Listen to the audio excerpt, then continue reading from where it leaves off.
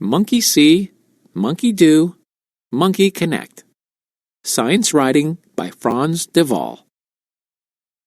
What intrigues me most about laughter is how it spreads. It's almost impossible not to laugh when everybody else is. There have been laughing epidemics in which no one could stop, and some even died in a prolonged fit. There are laughing churches and laugh therapies based on the healing power of laughter.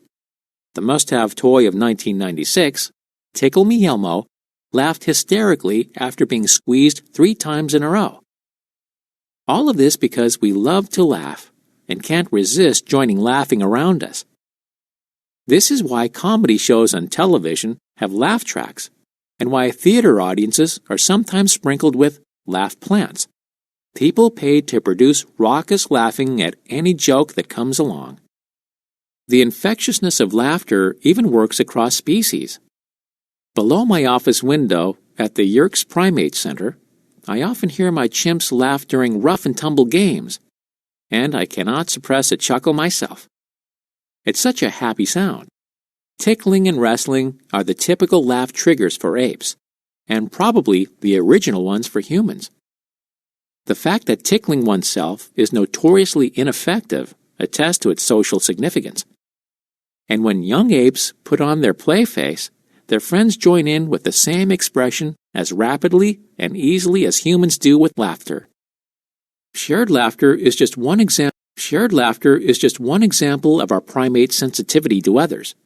Instead of being Robinson Crusoes sitting on separate islands, we're all interconnected, both bodily and emotionally.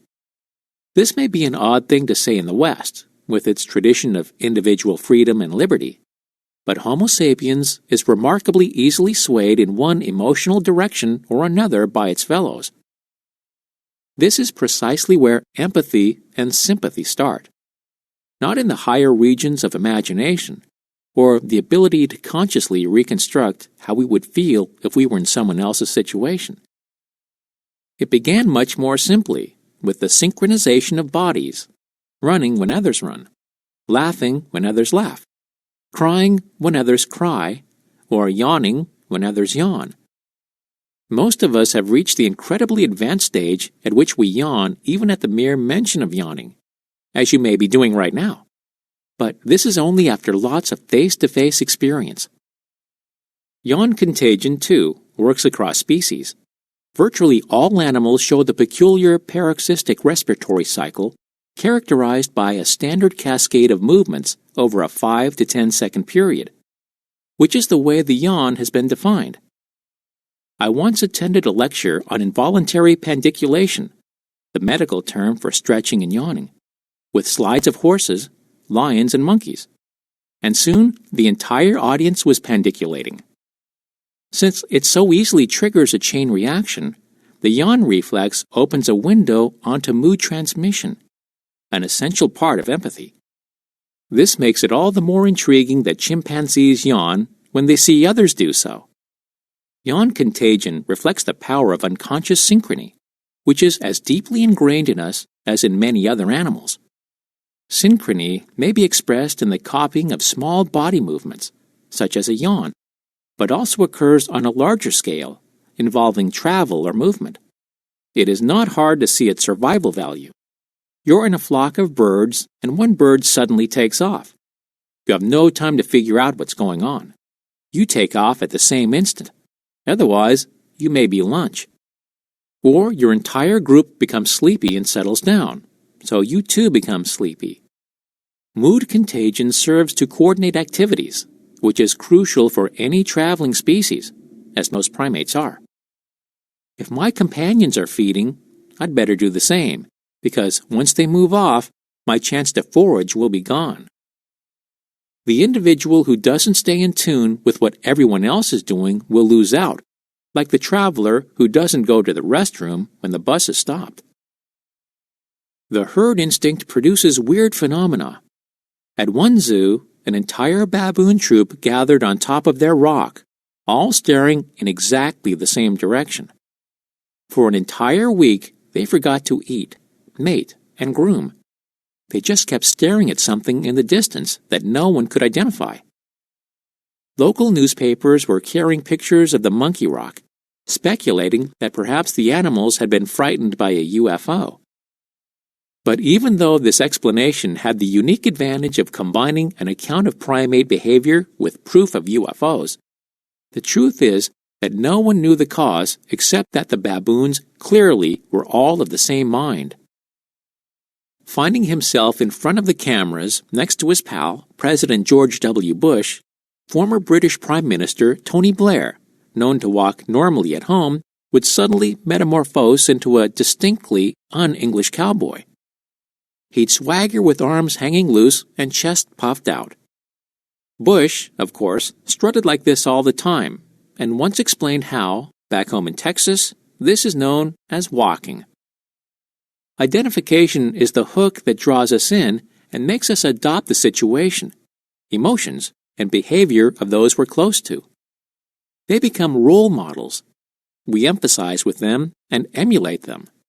Thus, children often walk like the same-sex parent or mimic their tone of voice when they pick up the phone.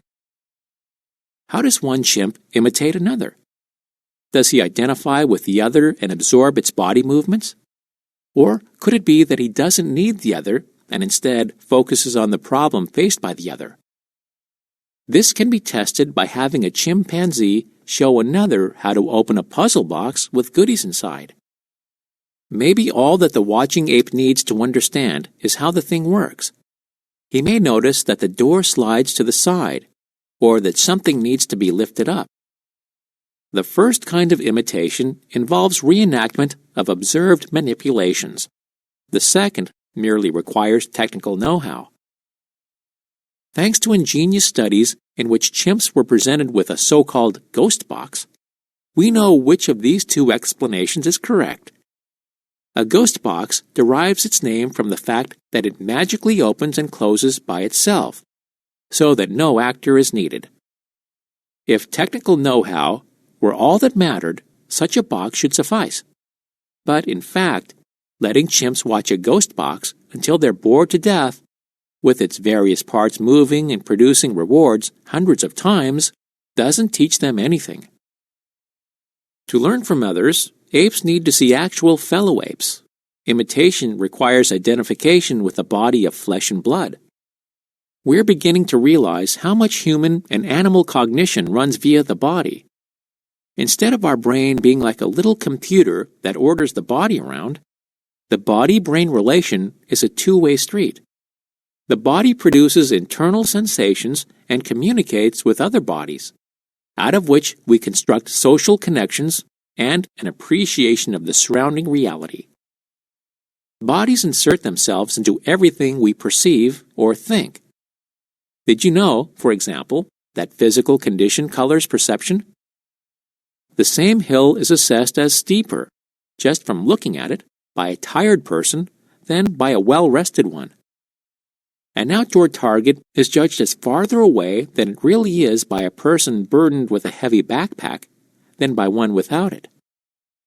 Or ask a pianist to pick out his own performance from among others he's listening to. Even if this is a new piece that the pianist has performed only once, in silence, on an electric piano and without headphones on, he will be able to recognize his own play. While listening, he probably recreates in his head the sort of bodily sensations that accompany an actual performance. He feels the closest match listening to himself, thus recognizing himself through his body as much as through his ears. The field of embodied cognition is still very much in its infancy, but has profound implications for how we look at human relations. We involuntarily enter the bodies of those around us, so that their movements and emotions echo within us, as if they're our own. This is what allows us, or other primates, to recreate what we have seen others do. Body mapping is mostly hidden and unconscious, but sometimes it slips out, such as when parents make chewing mouth movements while spoon-feeding their baby. They can't help but act the way they feel their baby ought to. Similarly, parents watching a singing performance of their child often get completely into it, mouthing every word. I myself still remember as a boy standing on the sidelines of soccer games and involuntarily making kicking or jumping moves each time someone I was cheering for got the ball. The same can be seen in animals, as illustrated in an old black and white photograph from Wolfgang Kohler's classic tool use studies on chimpanzees. One ape, Grande, stands on boxes that she has stacked up to reach bananas hung from the ceiling, while Sultan watches intently. Even though Sultan sits at a distance, he raises his arm in precise synchrony with Grande's grasping movement. Another example comes from a chimpanzee filmed while using a heavy rock as a hammer to crack nuts. The actor is being observed by a younger ape, who swings his own empty hand down in sync every time the first one strikes the nut. Body mapping provides a great shortcut to imitation. When I see synchrony and mimicry, whether it concerns yawning, laughing, dancing, or aping, I see social connection and bonding. I see an old herd instinct that has been taken up a notch. It goes beyond the tendency of a mass of individuals galloping in the same direction, crossing the river at the same time. The new level requires that one pay better attention to what others do and absorb how they do it. For example, I knew an old monkey matriarch with a curious drinking style. Instead of the typical slurping with her lips from the surface, she'd dip her entire underarm in the water, then lick the hair on her arm. Her children started doing the same, and then her grandchildren. The entire family was easy to recognize. There is also the case of a male chimpanzee who had injured his fingers in a fight and hobbled around leaning on a bent wrist instead of his knuckles. Soon, all of the young chimpanzees in the colony were walking the same way in single file behind the unlucky male. Like chameleons changing their color to match the environment, primates automatically copy their surroundings. When I was a boy, my friends in the south of the Netherlands always ridiculed me when I came home from vacations in the north, where I played with boys from Amsterdam. They told me that I talked funny. Unconsciously, I'd return speaking a poor imitation of the harsh northern accent. The way our bodies, including voice, mood, posture, and so on, are influenced by surrounding bodies is one of the mysteries of human existence, but one that provides the glue that holds entire societies together. It's also one of the most underestimated phenomena, especially in disciplines that view humans as rational decision-makers. Instead of each individual independently weighing the pros and cons of his or her own actions, we occupy nodes within a tight network that connects all of us in both body and mind.